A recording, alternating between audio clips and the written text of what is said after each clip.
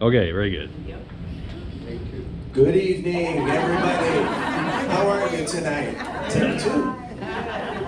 So, on behalf of the Valparaiso International Center, the VIC, I'm Dwayne Davison. Thank you for being here for our fourth Friday presentation on Costa Rica. And also technology, you know the drill here, but also sometimes human error, right? So we got both here tonight. I didn't make a single mistake. So anyway, welcome everybody. Glad you're here. So if you were here a few months ago for Iran, you knew that you would show up to something 2 to 3 hours late. Anytime before that would be rude and inconsiderate. But for Costa Rica, it's only 15 minutes, so don't worry about that. All right, hey, who missed us last month? We didn't have a Fourth Friday. A few people, only a few. So thanks for your patience and waiting for us tonight. I had the great privilege of going to pick up my daughter in Sweden, who was there the last 2 years. So my wife got to go in April. I got to go and see where she was in Sweden for the last 2 years. We traveled around there and in Denmark, and then on the way, Iceland. So it was totally awesome. Hadn't been out of the country in a while, so I'm very thankful to have had that time. So, but fast forward to tonight. Costa Rica's got a special place in my heart, in part because my brother Darren, in the early 1980s, was in the Peace Corps in Costa Rica.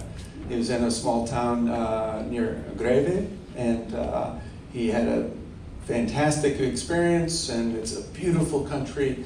Been back there since, and so I'm excited to learn more about that. And as you guys who have been here before know, we're going to hold off on questions to the end, and at the end we're going to have some Costa Rican food and socialize.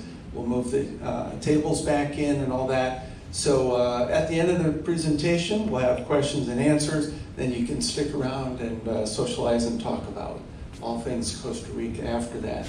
One last thing, Sunday, September 20th is our World Cultural Festival this year. Love to have you guys attend. If you're interested in volunteering or have any ideas, please let myself or Kevin. We need volunteers for the parade, for the popcorn parade. The Vic's going to have a float. That is true. So for our second time, from 2 years ago we had one, we will be in the Popcorn Festival parade with a float. We've got some jasmine dancers and mariachi band and some Indian dancers so far, but we'd love to have your help, participation, and all of that for Sundays, or Saturdays, September 12th for the Popcorn Festival Parade, and Sunday, September 20th for the World Cultural Festival. Sign up on our email list over there. If you didn't get an invite tonight, you're not on our email list. Otherwise, please check that out. So, May Lee is here tonight. She is the real deal. She gets to grow up in Costa Rica, beautiful place, but then she gets to live in China for several years and speak Mandarin Chinese fluently. Then she comes back to the United States and has lived in Valparaiso here for many years. We're happy to have her. Came in about 2020 to the Valparaiso area. As you are soon to find out, she's well versed in English, Spanish, Chinese, anything you need to know. She's your answer person. Her beautiful daughter Amy is here with her, 7 years old. You're going to see her a little bit later. But anyway, we are very happy to have you here, May. So please welcome Maylin Lee.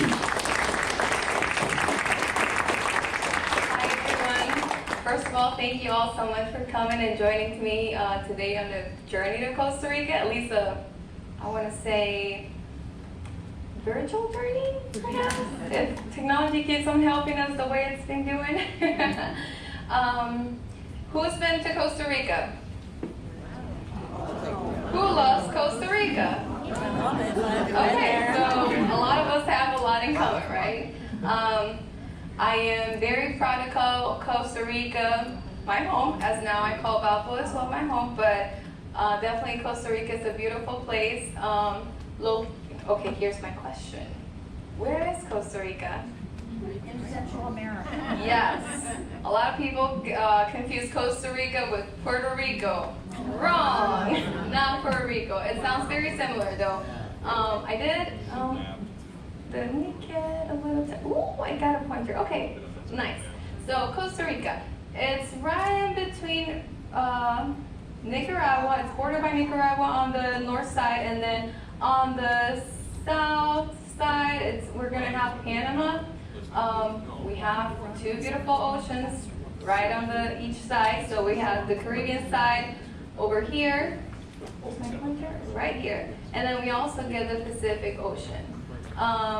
Like one of you guys said, located in Central America, we got those two coastlines on our sides. Total area is 19,370 square miles. And I took the homework to figure out how many square miles was Indiana, and it's 32,826. So maybe 1.8 times bigger than us, or bigger than Valpo, or Indiana bigger than Costa Rica. And then our population, as of now, it's 5,343,000, which sounds a little bit, a lot, I don't know. I can tell you that Costa Rica has 5% of the world's biodiversity, so that's a pretty big deal. Monetary unit, we use the Costa Rican colon. $1, it's equivalent to 500 colones. So not a whole bunch if you make the math. So $20 would be 10,000 colones. Sounds like a lot of money, but it's not that much. It is a lot for Costa Rica though. Okay, now Costa Rica. I don't think a lot of people know about this, but Costa Rica, it is based, or not based, we're just separate our whole country into provinces. So it's 7 of them. We have number 1 is San Jose, which is our capital. Alajuela, which is where maybe most of you guys have flown into, Juan Santa Maria. I mean, no, not Juan Santa Maria, Daniela Duver. Correct me, my little sister? Okay, well, our main airport, sorry, you guys, you're making me nervous over here. Our main airport is in Alajuela. Even though people call it San Jose Airport, it's not San Jose, it's on Alajuela.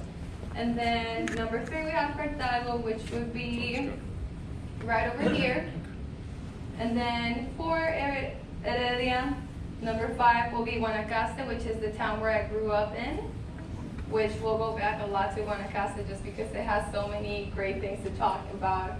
I mean, all of the provinces do, but Guanacaste holds a lot of our folklore and like a lot of the history as well. Then we have Punta Arenas, which is one of the main ports, as well as Limon, which is on the Caribbean side.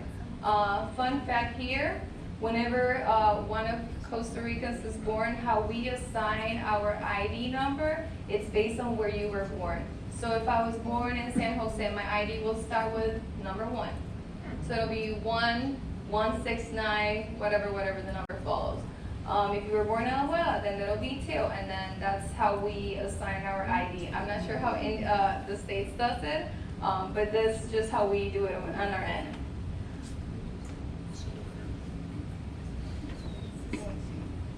Okay, and then like I said, we were gonna go back to Costa Rica, in Guanacaste, like not the main province, but at least the place where I grew up in. It is considered the Harlem, like I put it on the slide, it is considered the Harlem Costa Rican folklore, the marimba, which is a musical instrument. I don't think I put the picture in here, but it is one of the most common things that we have, and then not common in Guanacaste, but not very common for people to know or like learn how to play it. We have this. I cannot find a word in English to call them, but in Spanish we call them payasos. So every time there is a festival, like in January, there's a huge festival in Santa Cruz, which is one of the cities in Guanacaste. We would have parades every day at noon, and then they will come, there will be band music, they'll be dancing along the line on the parade, and it's usually people in there. And then I brought one of them, it's like a mini one on the back, I don't know when you guys came and saw it. Kids really like it. Yeah. Then this we call a fogón. This is where we make, locals make their food. So pastry, any kind of like breads and stuff, it is made in here. Not very common anymore. This just stayed on the local side, like more on the rural sides of Guanacaste. Then we have pottery, which is very classic in our stone. And then I put this picture over here of my daughter in her dress. The parades most of the time will have the girls dancing with the boys. The dresses, Amy, would you be able to come over here? Thank you. The dress is falling apart at the moment, but here, honey, stand in the middle. Here, stand right here. Okay, so there is different kind of dresses and how they, okay, let's see, we're gonna fix this a little bit. There we go, there you go. Okay, there is many types of the, I wanna say like the dresses. This is just the gala one. So this just makes reference as what our elders used to wear back in the day. So the girls would wear this just as a sign of like, oh, we're gonna go to a party. This is what I'm gonna wear. This is a long time ago. So if you guys notice this over here, this yellow cord will match this band, and then this band would also match the second band on the bottom of the dress, or the skirt. There's, like I said, there's many types. The gala one is just categorized because it has this on top of it. And then this can easily be removed. They used to do it with like bobby pins and whatnot, but now we just do little clips. A long time, not a long time ago, but another kind of the dresses, and it is a more subtle one. The girls used to put the little band over their head to go to church, and then once they were out of church, they'd be like, okay, my deal is done, let's go outside, and they would just tie it on their waist. But this is just one of the common, this is not what we wear, but this is just like assembling what our elders used to wear in a long time ago, like the sabanero, cowboys, and all that. You can sit down, honey, thank you.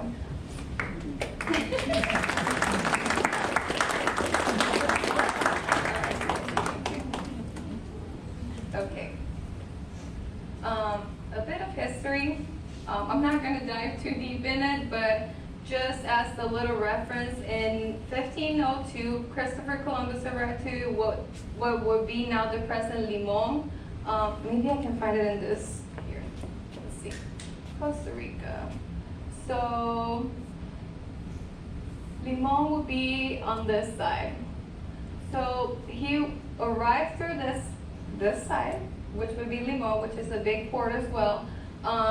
He called it the Rich Coast, which I think that's where our name came from. Costa Rica didn't have a name, it was an isolated area, and then Christopher Columbus came by and he said, wow, what's all of this? So I think that's where our name comes from, right, the Rich Coast.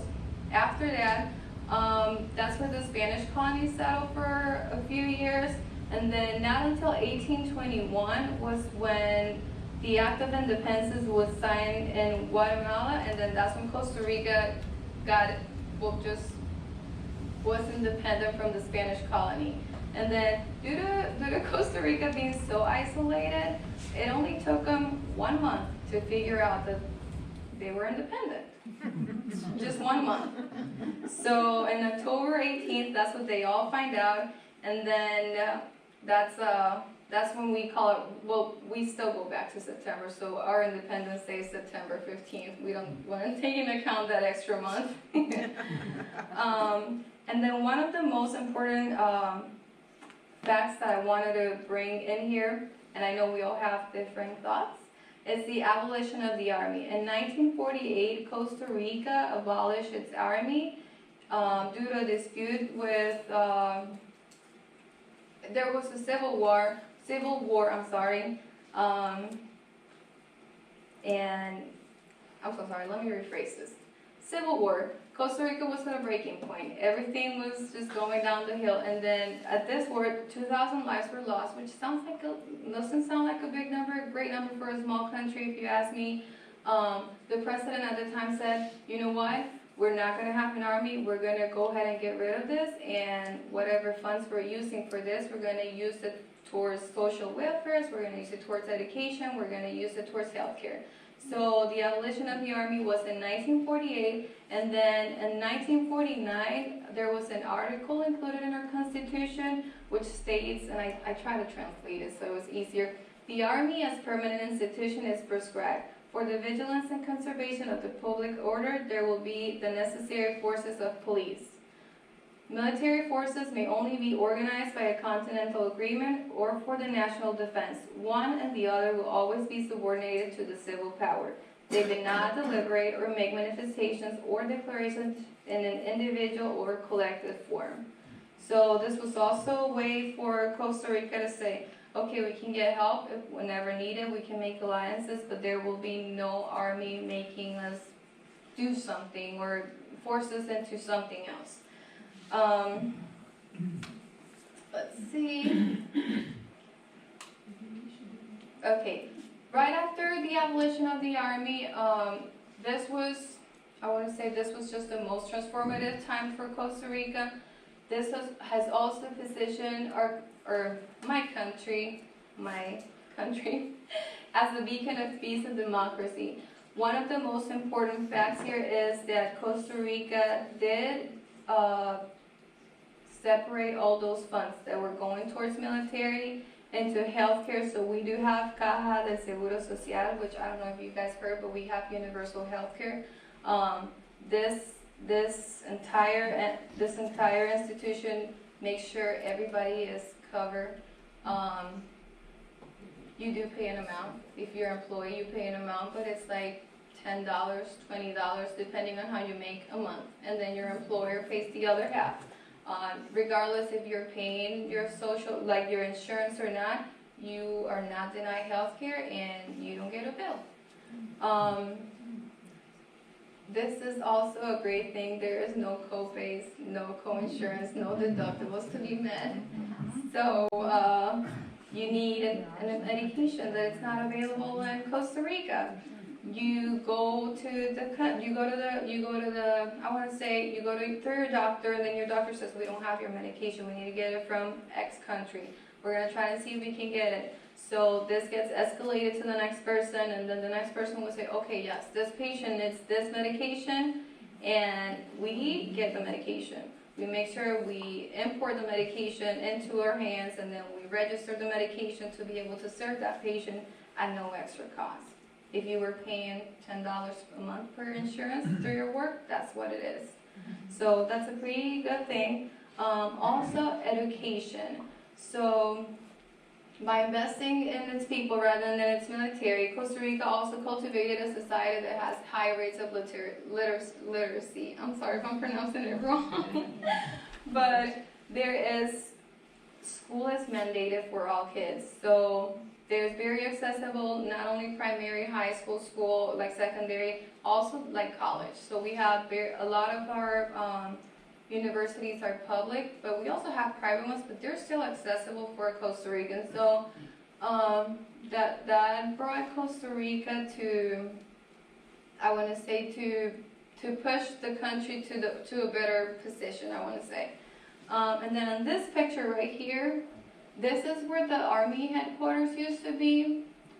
This is the day that they decided they were going to abolish the army. And now this building that used to hold the army, it's become a museum in San Jose. So I don't know if whoever's been to Costa Rica has been to this museum. Sure. It's like right downtown San Jose. So now it became a museum, and it just holds like a memory of like we did this and this is where we are right now because of it. Let me switch to my next slide.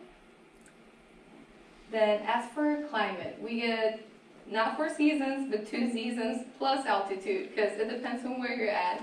So dry season will go from December through April, and then we also have the rainy season, which will go from May through November.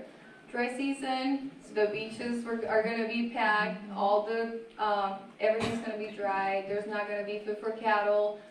It's usually people outsourcing for hay because there's not enough grass. But it's definitely the peak season for tourism. This is when everybody comes down to the beaches. It don't matter if you're a local from San Jose, Cartago, or whatever province you are, everybody just heads down to the beach. And then during our rainy season, everything stays the same. Always tourism. We do get a lot of rain, but that's when you get to, I want to say, take the most advantage of the rainforest if that's something you're up to. And then, like I said, 2 seasons plus altitude. So, like on the down the coast, it'll always be dry and humid. More towards the Central Valley, it'll be a little bit more cool and not so humid. And then this is a little bit about me, or at least my family. So I grew up in Santa Cruz. This is the church. It's very popular in Santa Cruz just because of this big tower that holds the clock. The building itself has not been retouched, remodeled, or anything in a lot of years. This is me, my little sister Mayting. This is my mom, Cece, and my middle sister, Sue. This was our naturalization ceremony, and it was a very big ceremony in Hammond. It was 2024, right, May? Yes. And then this is me graduating college. I went for pharmacy, so this is me incorporating myself into the pharmacy board. Then we have the flavors of home. So the most typical dish in Costa Rica will be a casado.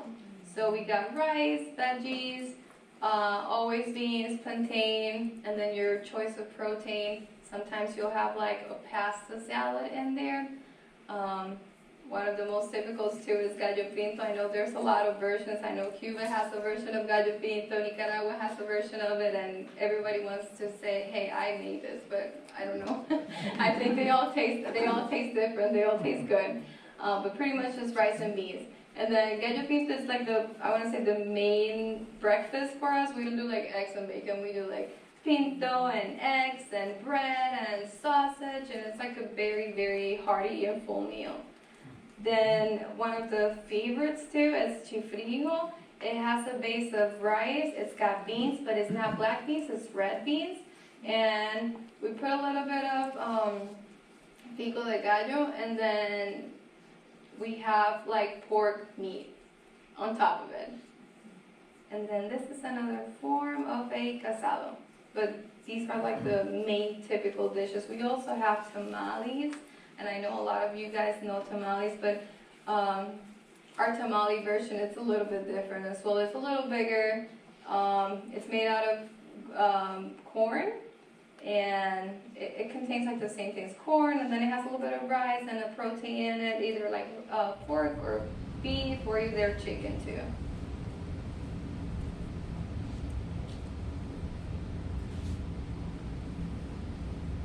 Okay. So, pura vida, right? Ticos, as everybody knows us. And if you don't know, Costa Ricans are addressed as ticos. If you're a woman, then tica. This is part of the parades I was talking about. We're pretty proud of that. So, a lot of the times the girls will be dressed in those outfits. They'll do their parades. They'll do a dance. My daughter will give us a little dance here shortly. Right, honey? She's been so excited. So excited. We're a big soccer country. This is our main sport, soccer. So very sad we didn't make the World Cup, but maybe in the next 4 years we can try to go do better about it. Costa Ricans are known for their warm. This is from my eyes, okay? Warmness. They're very nice. They're also, and please correct me any of you have been there and not been treated the same way, and I apologize because that's not us. But Costa Ricans are very friendly, not because we want to, not because we're forced to, we're just like that. We know our neighbor, we know everybody else. Somebody who needs help, we'll show up over there. I don't know if you guys noticed also, most of Costa Ricans also speak English. So I'm like, they see an American and they're like, oh my gosh, you need help, let me help you out. Or they'll go like an extra length and you're like, oh my gosh, I feel like I owe this person something because they're doing so much for me. But this is just how Costa Ricans are known for. And I also put the little stand here. In a lot of our cities, we would do something on Saturdays or Sundays called the feria, which is like a farmer's market. So farmers will come, and then you get to buy your own produce out of, helping out the locals and whatnot. And then the Pura Vida slang, does anybody know what it translates into? Pura vida? Yes. Well, it looks like it's pure life. Yes. However, it doesn't capture it. How would you say? Well, it means literally pure life. But the way it's used, that does not sound right for us who speak English. Yeah, you wouldn't be able to say, hey, pure life. Yeah, no. Right? It No. sounds dumb. Yeah. But it is the main positive. I wish you well. Yes. Everything is wonderful. Yes. That is the Tika expression for it. It is, and we'll use it as good morning, goodbye, how are you? Okay, bye. So, hey, it sounds good. Here, my sister, would you please? Thank you. If I be like, I'm gonna speak Spanish, if that's okay. Do it. May, pura vida. Pura vida. ¿Cómo está? ¿Todo bien? ¿Cómo le fue el trabajo? Pura vida. Pura vida. Ah, bueno. Okay, ¿qué tiene que hacer mañana, May? Pues trabajar. ¿Y cómo le está yendo en el trabajo? Pura vida. See, so how's work going? Pura vida. What are you doing? Nothing, just hanging. Okay, good. Ciao, May, gracias. Pura vida. Pura vida. So, I don't think there's like an English word, I don't think so. I wanted to say maybe like the kids now say bed for everything, bed. Bed fits into every single sentence, but it has no meaning. But for Costa Ricans, pura vida means a lot. So pura vida means, how are you? Pura vida means you're good. Pura vida means I wish you well. Yes. So that's our slogan, and then I think it's a very cool thing to adopt, and you know what? It's for us to share with the world, not just for Costa Ricans. So whoever wants to say pura vida, you're more than welcome to. Pura vida. Yes. Okay, now I got a little slide of famous ticos because not only me, there's other people. So, right here we have Keylor Navas. He is one of the most famous goalkeepers, and I want to say the soccer existence. I am not a soccer fan or anything, so I wouldn't be able to tell you guys how good of a goalkeeper he is. But this is what the crowd says, so this is what we'll follow with. And if anybody knows any different, then let's share it with the group. Over here we have Franklin Chandias. He is a Costa Rican American citizen. He is a physicist, and he was a NASA astronaut who flew on the space shuttle 7 times, making it like one of the most times someone has been to space. So this is pretty cool. Near Santa Cruz, there is one of, I want to say one of his labs. It's called like Franklin Chan NASA something, and it was founded by him. It is right there in the area, and then I believe they fabricate parts. So yes, he is very awesome. And then right here, I got Oscar Arias. He was one of our presidents. He also won the Nobel Prize for granting peace and helping figure out conflicts between Central American countries. So this is one of her presidents. And then, oh, and also a fun fact, Costa Rica has had this 2 female presidents. One was Laura Chinchilla, and then the one right now, she is also a female. So we'll see how this election goes. And then Pura Vida. And then just my last slide, I have the picture of the flag. So I think I put flags over here, and then I put some flags on the table. So over here, you see this, I am so sorry, I don't know how to call this, but we call it the el escudo. So like the Symbol. the symbol, okay, thank you. So on the symbol, it's not very clear, but there is a stretch of land, and then in between that stretch of land, there's 2 seas. So we call the Pacific and the Caribbean. Then there's also ship sailing. A ship sailing will be this little white dot right here. That is in reference to Cristobal Colon when they came and found Costa Rica, or at least our land. And also we got volcanoes along that stretch of sea. And we have the colors of blue, white, and red. So blue is going to represent the sky, opportunities, idealism, and perseverance. The white will always symbolize peace. I think this is pretty, across the world, white symbolizes peace, wisdom, and happiness. And then the red symbolizes the warmth and generosity of the people. So basically, like what everybody says to Costa Ricans, you're warm, you're a nice person, you always go an extra mile for it. There is also 7 stars. For those who have the flag, you might be able to see it. But over the symbol, there is 7 stars, which represent the 7 provinces of our country. And this is my presentation.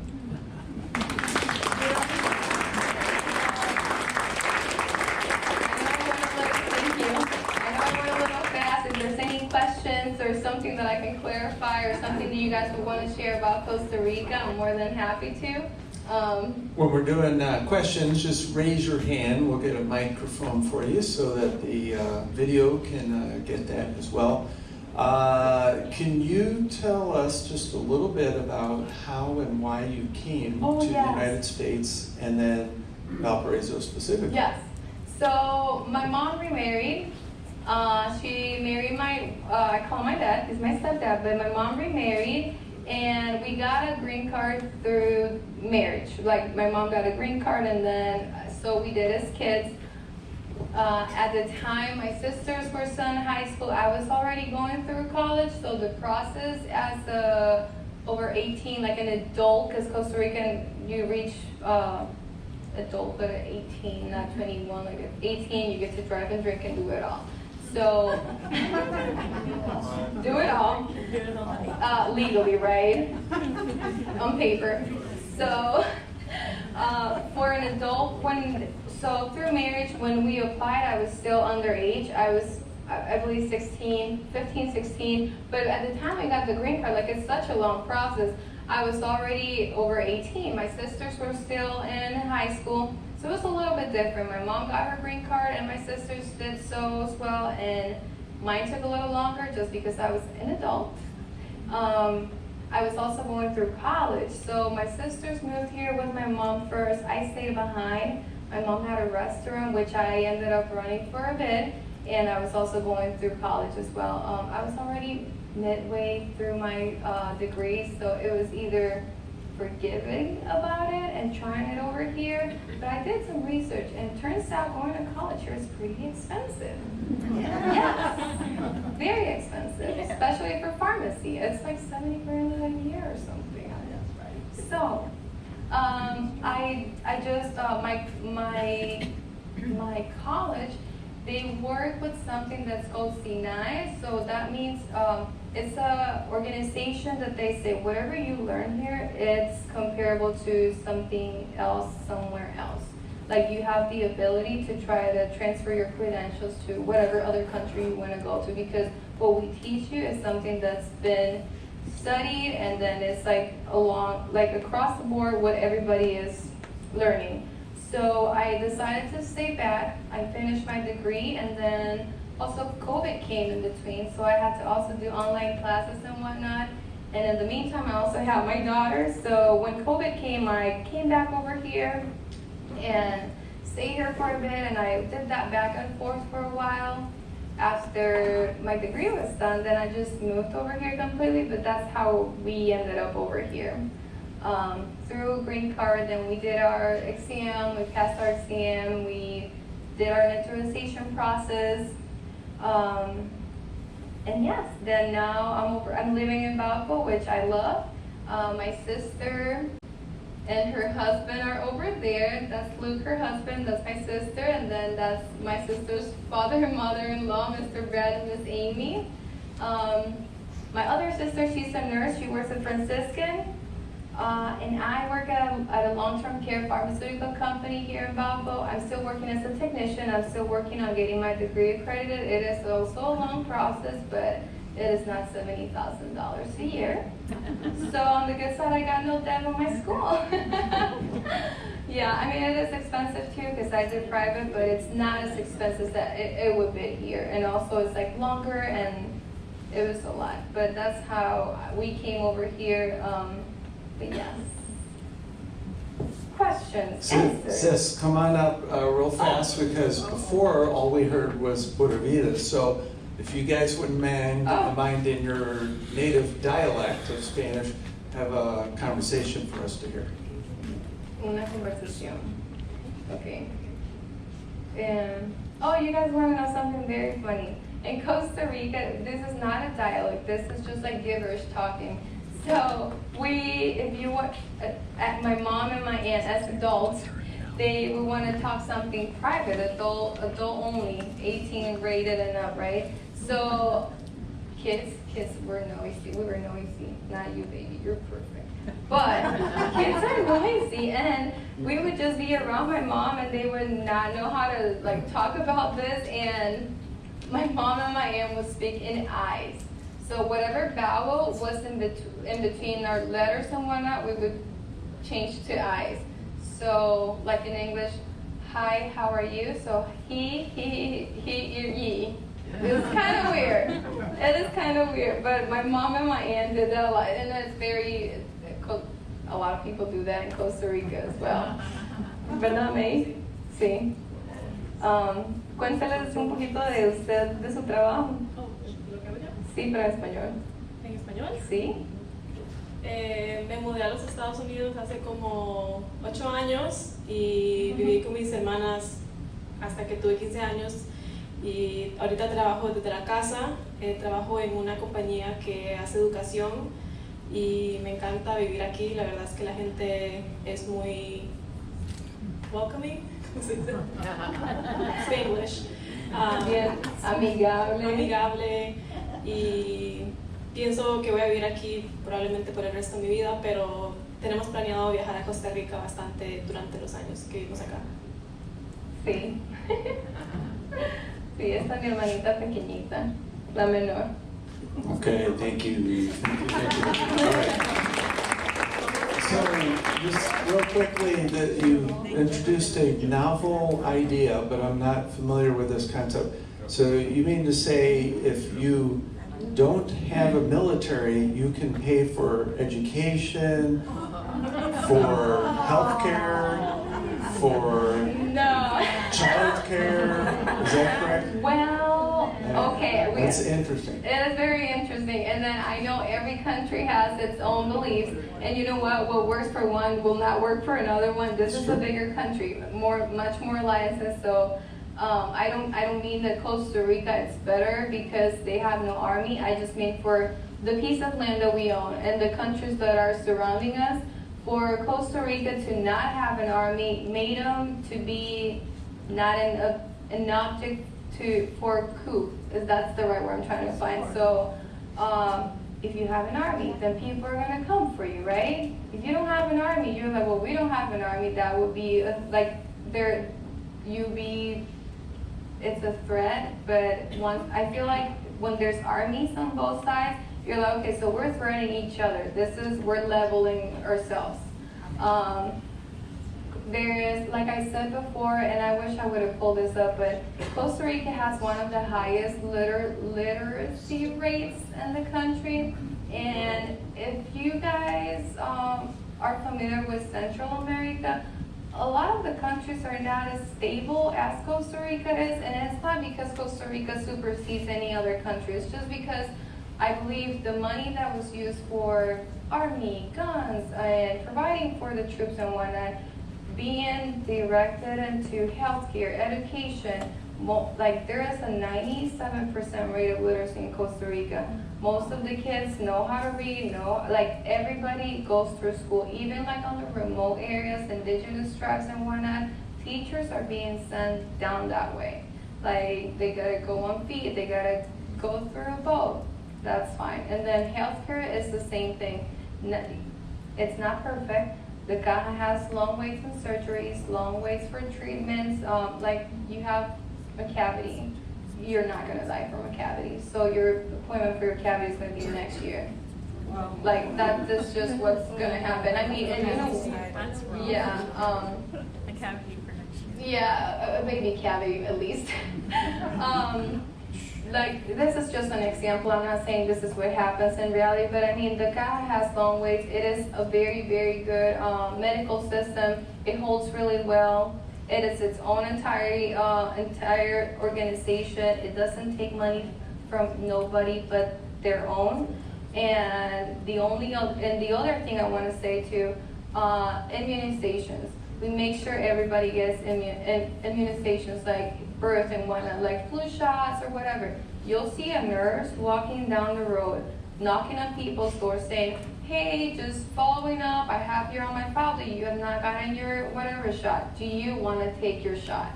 And we're here to offer it. You're like, yes. You'll get your shot right in the middle of your living room or right outside your porch, which sounds very, very crazy, but this is like what healthcare does. Like we thrive on preventative healthcare rather than treating a disease that we could have well prevented years ago. And then another thing too is, what was I saying? On healthcare too. So once you, if you're like, okay, well, I need to get this taken care of, but I can't wait for my appointment through the public system, you are always able to get it through private, and private is not even that bad. Private is affordable. Most of people can afford it. Pharmacies are very, and then I want to like emphasize on this, pharmacies is the first point of contact for people in Costa Rica, or the community itself. It is very well regulated. You can't just go in and say, give me some amoxicillin, I'm feeling sick. No, it is regulated, but it is the very first point of contact for people. A lot of the very far, like the very, like not so close to the city areas, all they have is a pharmacy. And maybe they'll have a doctor in the clinic, but the doctor would only be there until noon. So once they lose the spot, or once the hours are like afternoon, they can't find no healthcare provider. So pharmacists are a very good point for people.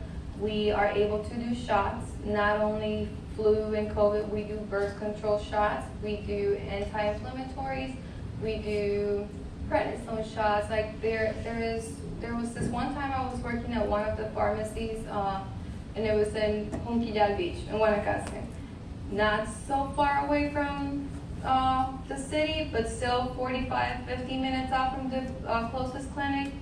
This patient comes in and his wife's screaming, and she's like, I need you to help my husband, he can't breathe, his face is all swollen, he's running a super high fever. And all we know is like anaphylactic shots or like prednisone, and like we as pharmacists can go only towards a specific line, right? So I'm like, what happened? So she's like, something bit him. So he's having an allergic reaction. So all that comes to mind is he allergic to something? Any medications that he's allergic to? She's like, no. So I did administer prednisone and then also a antihistamine chlorpheniramine shot, both of them at the same time. I did the shots. The patient was still walking. He was having an issue breathing, but while I was doing that, I had my technician call 911. So he comes out of the injectable room. He sits down, and mind you, I'm like scared, but I can't be scared, right? I gotta be the bigger person. So the patient starts seizing, falls off the chair, but the security guard got a hold of him because we have a security guard just because we're so far away from like other houses and whatnot. Like the pharmacy was in the middle of nowhere. So the patient seizes for like, I want to say 5 seconds. He falls off and then he gets up, he sits down, and I'm like, are you okay? And he's like, I'm fine, but he's just like out of it. Ambulance was not coming in time, so the wife said, I'm just gonna take him. So she took him to one of the private clinics that was 30 minutes away from us. And the next day she came over, her husband came over, and they're like, thank you so much. I paid $10 for what you did for me, and I went to the clinic. They charged me over $400 because, mind you, this is a clinic in a very touristy area, right? Not like a clinic that you would go like in Santa Cruz City. This is on the beach. So he's like, they charged me over $400 for the same thing you did. They couldn't even give me nothing else. They only gave me another prednisone shot, or dexamethasone shot. And I was like, oh, you're welcome, I'm sorry they had to do that. But you know what, in those situations, this is as far as my professional advice would go, or like where my limits would stand. But it is a pretty cool thing that I've never, like, that doesn't happen here in the States. I know pharmacies are very different in Costa Rica. So just like having that extra access to a healthcare professional, I feel like that also makes a very big difference in Costa Rica. It does. Yeah. Very good. So, we're going to start off here. Since you had your hand up. Oops, let me get the mic on. Go ahead. Being part of the special needs community what is it like in Costa Rica? It is Costa Rica is very welcoming as well. We have public access to beaches for special needs people that need it. There is a beach that has actually a path if you use a wheelchair and whatnot, for you to be able to just go down the path. You know, there's no way you're gonna do it with the wheelchair on the sand, but it is a very welcoming community. I believe also school system, it's very well adaptive to them as well. My daughter didn't go through it, and I don't quite remember when I was going through school, but every time there's a special needs in the classroom, it doesn't get taken care of as you need to go to a separate room or you need to be in a different class. Everything revolves into we're a same classroom, we all go together. Of course, there is like accommodations to whatever your needs are, but very welcoming. I wouldn't say there is like a hardship being part of the special needs community and whatnot. I feel like this is just a very like open community as well on that end. Yes.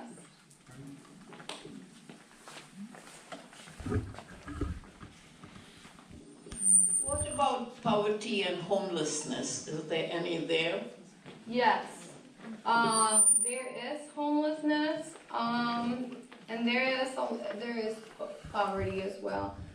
Most of I want to say there is poverty, yes, but not. I don't think I've seen extreme poverty. I'm seeing poverty where you have limited access to things.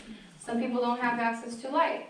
Some people they do have access to water, but it is just, we have what we call like, there's not a name, but I don't know how to explain this. There is like, ¿cómo se dice tubo? Como un tubo.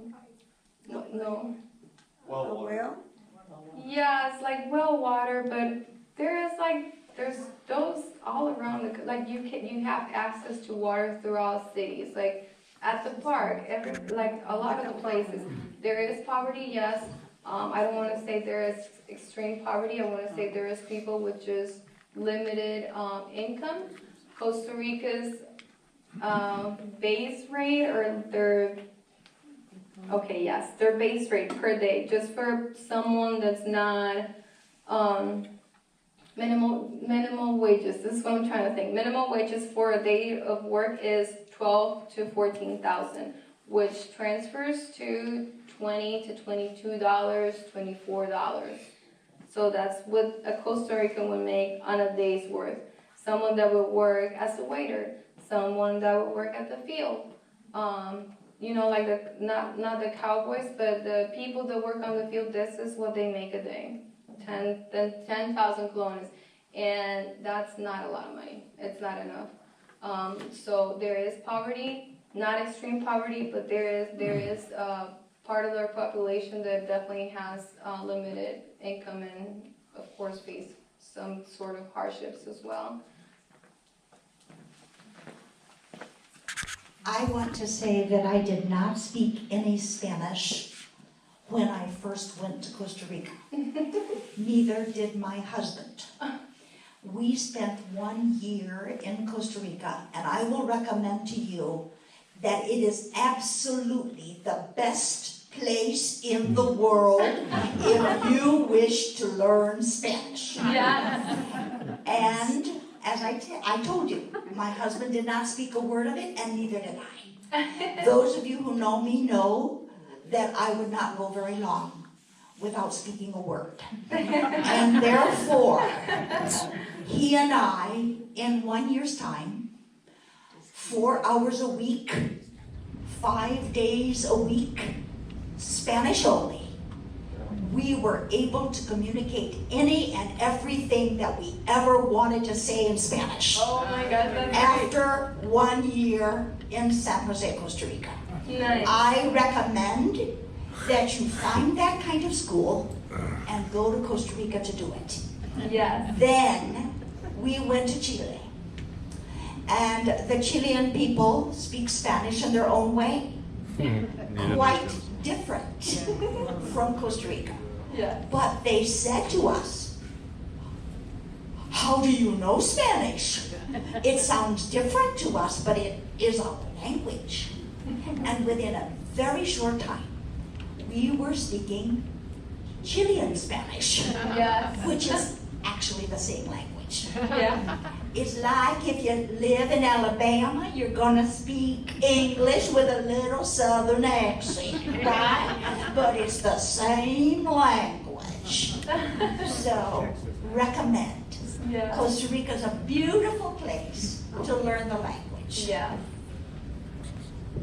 And how long did you say you worked for the Costa Rican Chamber of Commerce?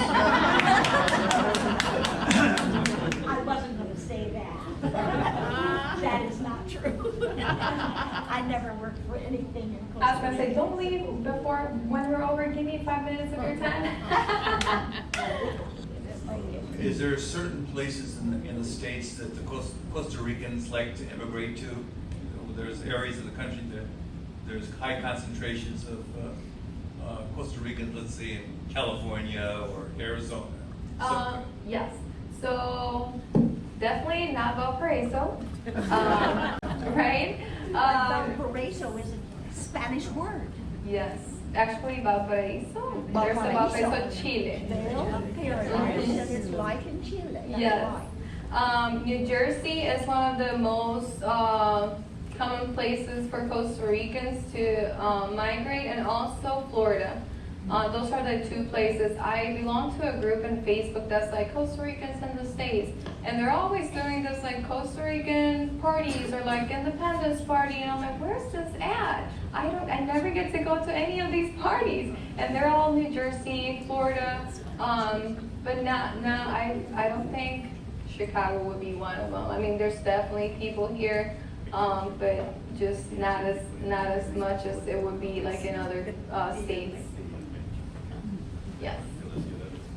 Costa Rica is a beautiful country, but it's bounded on the north by Nicaragua, on the south by Panama, two countries that do have problems. Yes. Is there geographic isolation or some other way that keeps those influences, negative influences, from leaking into the country?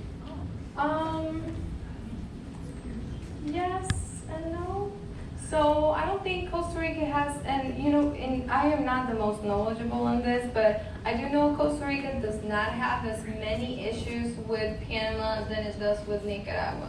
just because it just backtracks a long time ago. Also, Guanacaste was also, the province Guanacaste was one of the main reasons there was like a fight between Costa Rica and Nicaragua, because Guanacaste was like it is right there between it's like right on the border of Nicaragua as well. So we have Guanacaste is just, it has indigenous, what do you say, ancestors, or like this is where we came from, indigenous, Afro-Caribbean also, and we also have a lot of Nicaraguan and Spanish.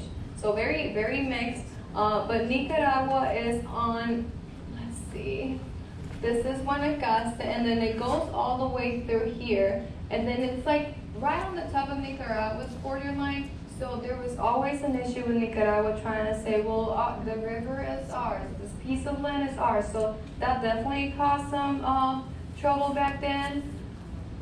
We get a lot of Nicaraguans coming to Costa Rica. Nicaragua, it is a very poor country. I think Costa Rica does have middle class. We have upper, middle, and we have our low class.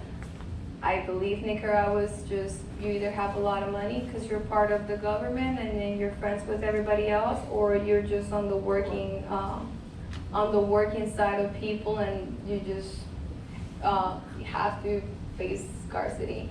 A lot of our work, like Costa Rica, a lot of our workers are from Nicaragua. Like, who comes over and then gets the coffee? Who picks the coffee for Costa Rican farmers? No Costa Ricans want to do that. Nobody wants to do that. You have to pick up a whole basket of coffee beans for 600 colones. Sometimes 1,200 colones if there's a lot of the produce. So nobody wants to do that. It is a very hard job. It's under the sun, no matter rain or shine. You have to be there picking out those coffee beans, and you get paid not hours plus baskets. No, you just pay by the basket. So if you work 3 hours and you got 50 baskets, fine, you get paid for the 50 baskets. But it is very sad. Like, yeah, but Nicaragua definitely comes a lot.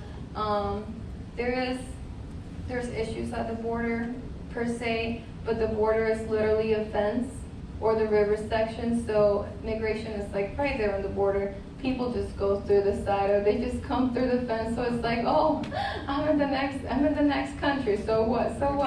And it's not a good thing. No, it's not a bad thing. Like I said, a lot of the jobs that Costa Ricans don't want to do are done by Nicaraguans. And I mean, if they wouldn't be doing those jobs, then we wouldn't be also thriving in our economical ways and whatnot, right? Mm-hmm. You're doing a great job. Thank you for doing this. Question for you is, what's the crime rate there? That's one question. Second is, where do you go for Costa Rican food? Oh. Except to your house. My house, for sure. Over here in Indiana, I've not seen any other place that has Costa Rican food. I will gladly give you guys my number. I'll give you guys some Costa Rican food.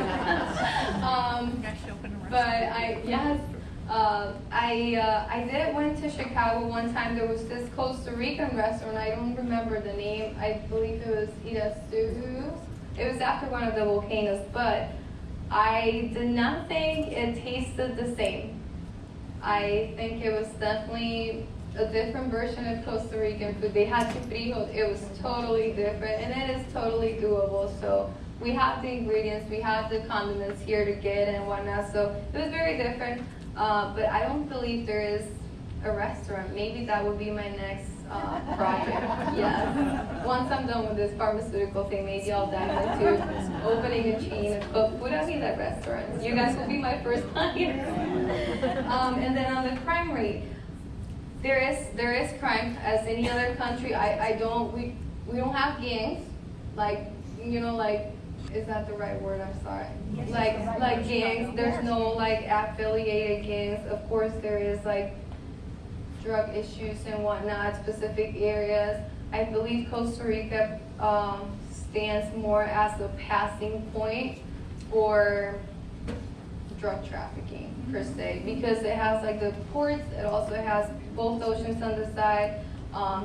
easy passing through Nicaragua. There's not very much control on the border. I mean, there is, but there isn't. So there is crime rate. I don't want to say that you should feel afraid when walking the streets. I will say the capital, San Jose, has become more populated the last few years.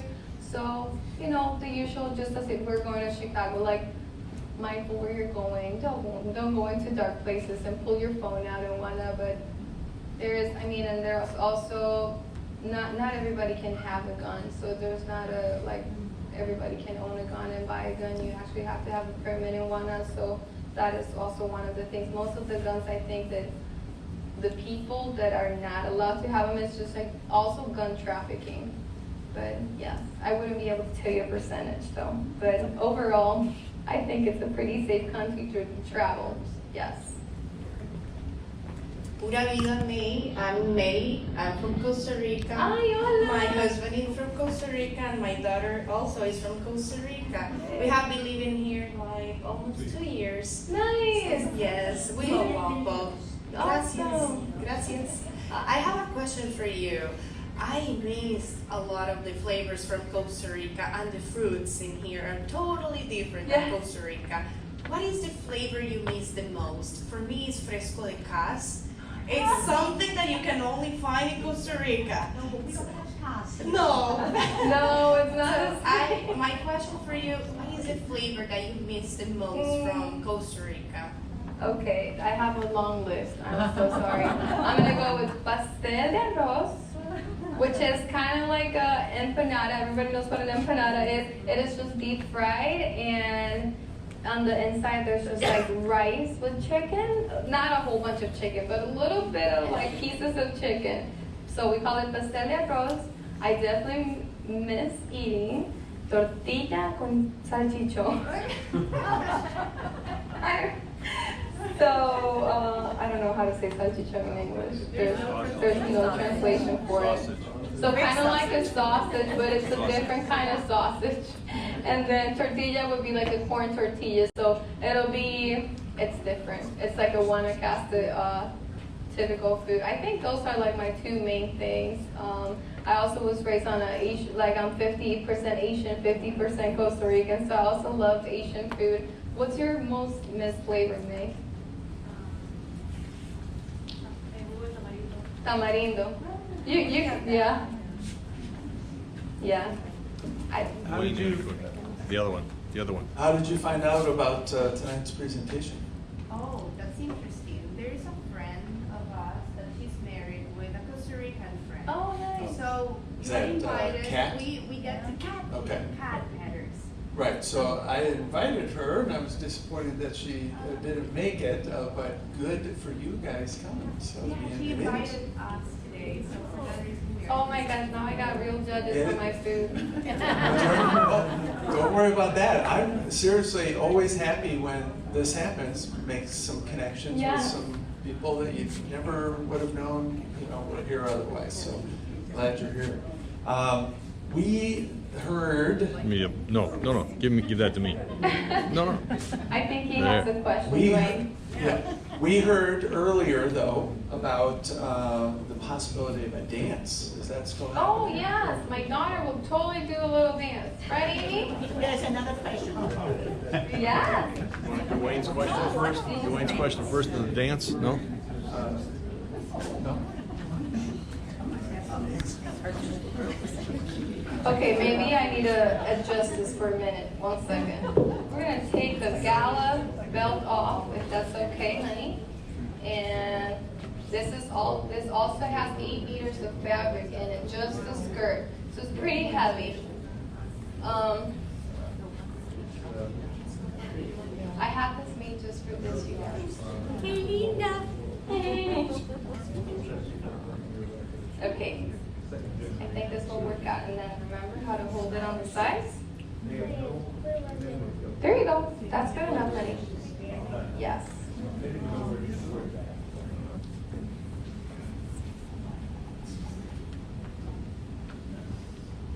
You just put the music.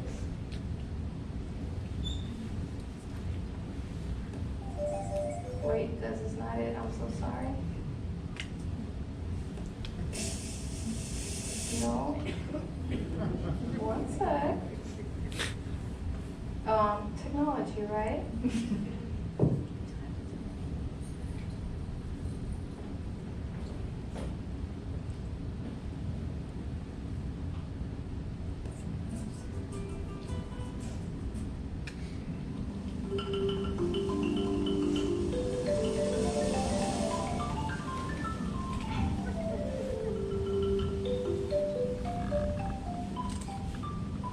Smile, honey.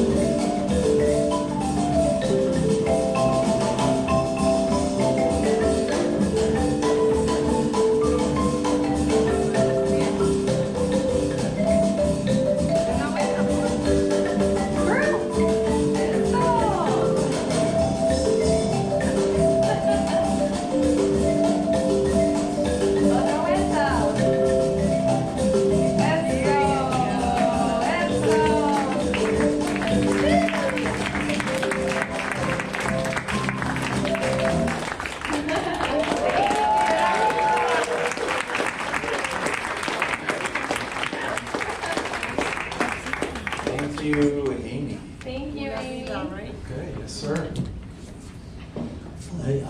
I'm just wondering about the two girls, if they go back to Costa Rica, if they get married, they still have the custom that they're given 2 coffee trees? No. Not anymore. Not anymore. Maybe this is still a thing in coffee producer families, but not anymore. Yes, you get 2 last names, but no 2 trees. No, No, I was in San Jose, Mm-hmm. and for tourists, that's not a good place to be. Yeah. And I was walking along, I had my camera and everything, and somebody came out from the store and came over to me and told me to watch out for the guy behind me. Mm-hmm. Uh-oh. And to not be walking along the street. So then I left that street right then and there, and I didn't get it. Nothing was taken from me. Yeah. But that's what tourists get pickpocketed all the time. Yeah, like I said, San Jose is definitely became a little bit more of a be aware type of city. Yeah. I mean, if you want to do tourism, if you want to look at museums and whatnot, then yes, San Jose, I will say it is a good place to go if you want to go see like the Jade Museum, the National Museum, and all that. It is a little bit more populated, and it is a place where you do have to be aware of like your surroundings. But if you go to Guanacaste, you go to La Fortuna, like other places, everybody's very welcoming in my opinion, and not as dangerous as San Jose could be. Like if I have to rate the crime rate, I would say San Jose might be maybe on the top list along with Limon. But other than that, yes. I'm sorry you were harassed. Yeah, It was I'm a sorry. good thing because they were happy to tell me. Yes, at least you got a warning. They warned. They knew you were American right away. Yeah. I just want to say thank you, wonderful job, and 2 questions. Where is your daughter, Amy? Is that her name? Yes. Is she taking classes or you teaching her at home? She's always had this look. I never like to do those dances. But she does. She does.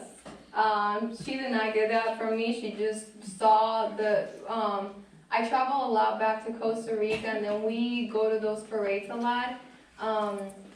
She likes it. Ever since she was little, she's like, Mom, I want one of those skirts. Mom, please let me have one of those.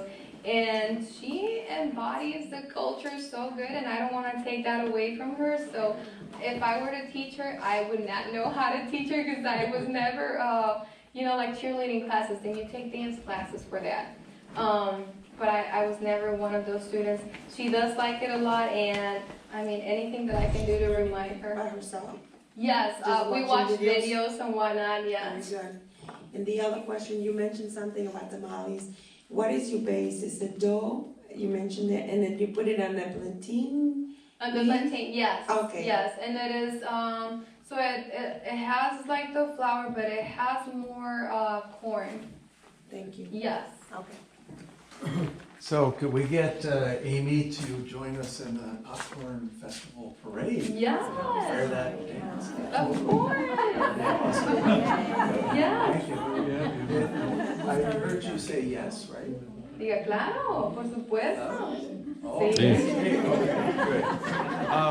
I want to mention one thing. When I went to Costa Rica with my wife Frida, who is here, and at first, you know, Costa Rica has a very positive name or image, I think, for Americans going there because of safety and stability and all these things, which was great. And so I think she thought probably, oh, okay, I'm gonna go to the beach and stay at a nice resort and all that, but she was with me, so I think there was hitchhiking involved. There was, I felt very safe. yeah, so hitchhiking involved. There was going well off the beaten paths, and then, but there was one particular time we went to Peninsula de Oso.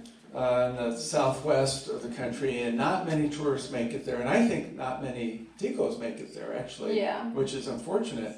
It's a very beautiful, very biodiverse place, and so we're walking along, and it's one of those places where if the tide comes in, you can't walk across, but if the tide is out, you can. So we walk across, and it's fine, and we go into the national park, and I was expecting it to be like Manuel Antonio, which is like a zoo. Yes. That's a national park in a different spot, but you walk in the jungle, and there's so many animals right there, and it's fairly tame, but they're exotic animals, and it's really amazing, like a zoo.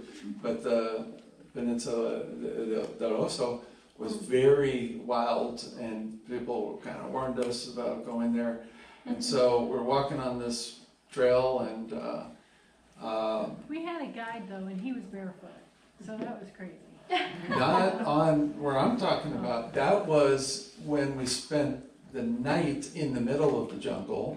We had a guide, but in this national park, it was only you and I.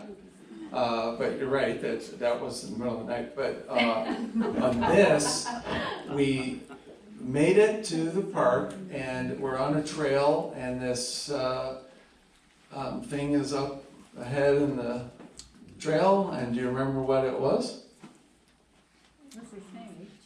I forgot the name. Right, so it was a snake Oh, that had just eaten something, and we took pictures of it. We got close enough for that, but it couldn't move because it had just eaten something and it was trying to swallow it. And so we took it back and we asked the national park guy, hey, what did we see here? And he said, oh no, that's a terciopelo, the most dangerous snake in Latin America. So, Luckily, it was big. true? Is that the kind of snake, the terciopelo?